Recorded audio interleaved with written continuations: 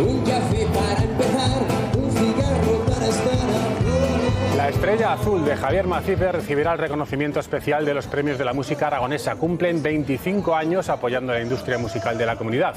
La gala de entrega la podrán seguir en Aragón TV.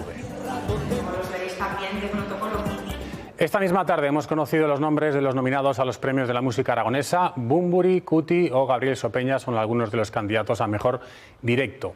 La película La Estrella Azul de Javier Macipe se alza con el premio especial a la agitación cultural.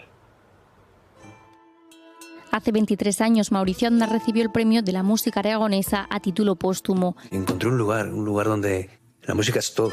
Y ahora una película sobre su historia consigue un reconocimiento especial. Pensamos que está difundiendo no solamente a Mauricio Aznar, sino al 90 y tantos % de los grupos emergentes que se quedan siempre en emergentes, ¿no? Este es el único de los premios a la música aragonesa de este año que se conoce. Este martes ha sido la entrega de las nominaciones. Son más de 10 categorías, como Mejor Disc Jockey, Mejor Portada o Mejor Programación, en la que compiten Periferias, El Bosque Sonoro, Pirineo Sur y Monegros Desert Festival. En Mejor Canción está seleccionada esta, de David Angulo. Desde Oregón hasta Madrid.